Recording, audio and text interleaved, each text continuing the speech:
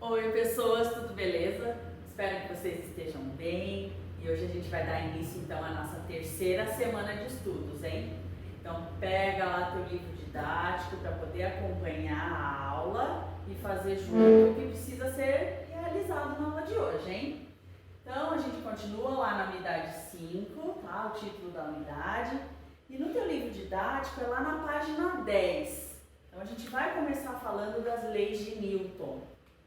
Então, vejam lá no comecinho lá da página 10, está comentando ali que muitas pessoas sempre buscaram pesquisar a respeito dos fenômenos, né, que acontecem na natureza, enfim. E daí um dos fenômenos que acontece é o movimento. E aí o ser humano busca pesquisar, né, como que o movimento acontece e quais as causas do movimento, né? Então ele está explicando ali no primeiro parágrafo, tá?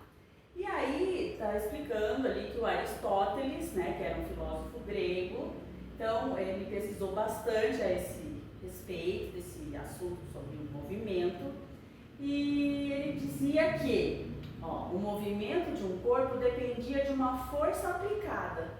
E aí o que acontece? Assim que a força parasse de agir, o objeto deveria parar.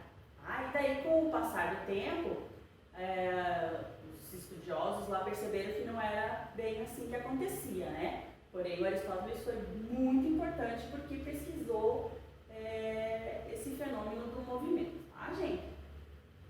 E aí tem a imagem lá do Galileu Galilei, do Isaac Newton, né, que foram pensadores que contribuíram para o desenvolvimento dos estudos sobre o movimento. Não somente eles, né? A gente vai ver lá no finalzinho do capítulo outros, mas eles foram bem mais importantes. É o que a gente costuma estudar durante esse ano, tá?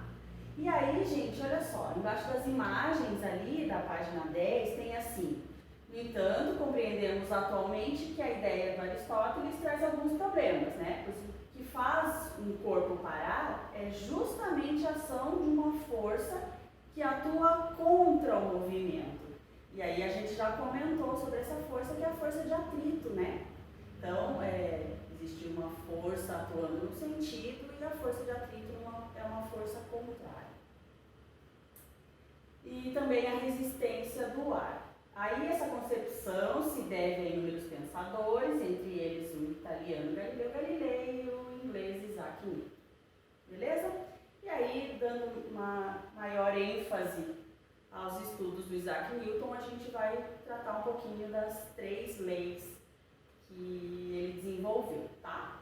E aí a gente começa com a primeira lei de Newton. Então, lá no livro didático de vocês, está comentando lá: imagine que você esteja retornando da escola, esteja de pé no interior de um ônibus, em repouso em relação ao piso. E aí, gente, olha só, tem um conceito bem importante de física, que é essa palavrinha aqui, ó, repouso. Repouso não é que você está deitado lá no piso do ônibus, tá bom, gente? Repouso quer dizer que você não está em movimento, tá? Então a gente não usa o termo parado, porque esse termo não é correto em física, a gente diz repouso, tá?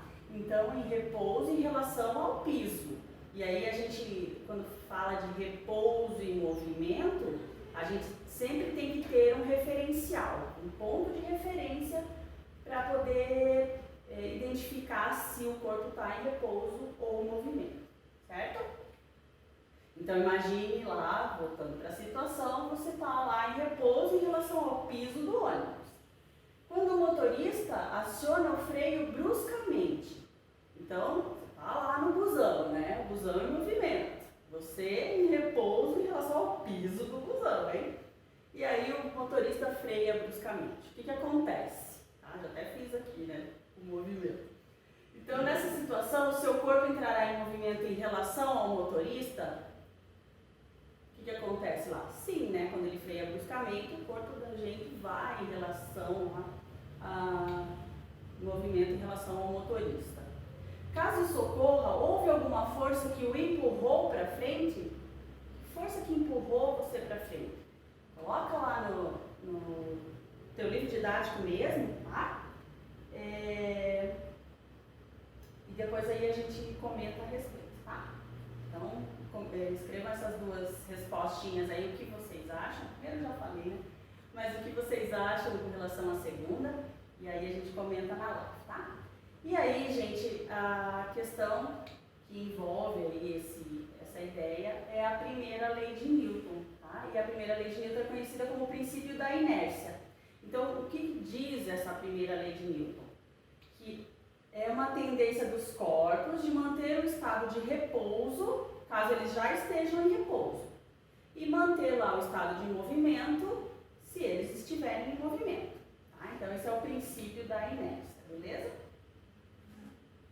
Aí no finalzinho da página está explicando ali os conceitos de resistência do ar e inércia.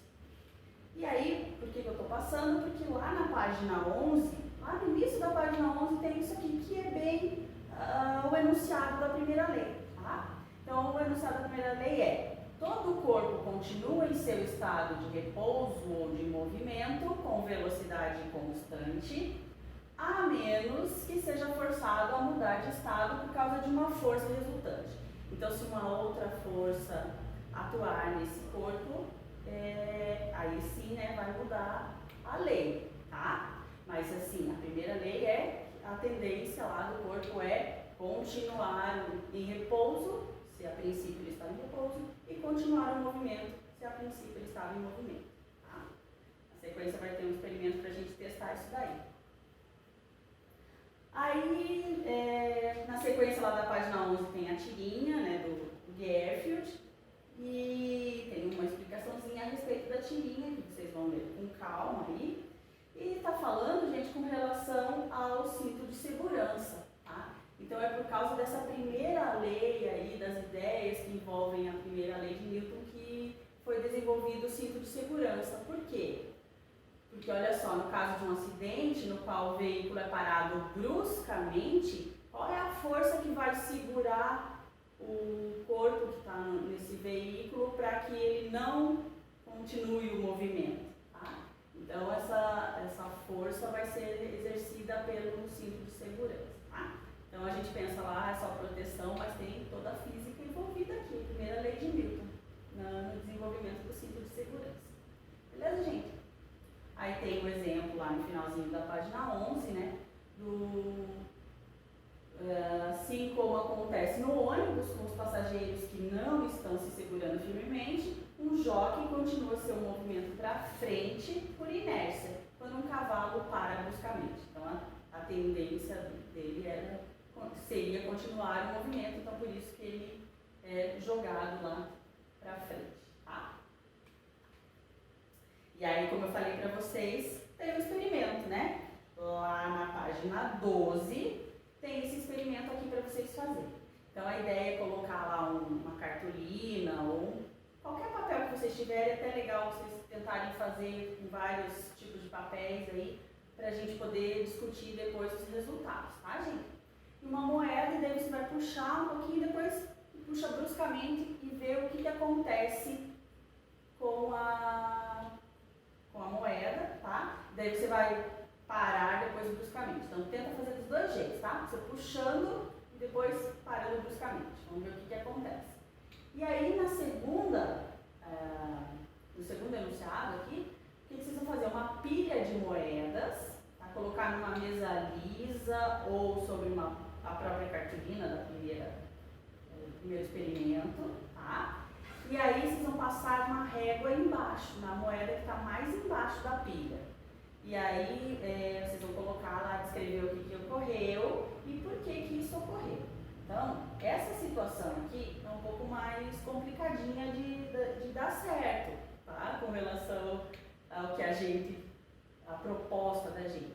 Mas é importante que vocês tentem fazer para a gente poder discutir os resultados, tá? Por que eu estou falando que é mais difícil de acontecer? Porque vai depender da velocidade que vocês passarem essa régua embaixo, tá? E se essa régua vai ser passada somente lá na primeira moeda ali da pilha, que está em contato com a cartolina ou com a mesa.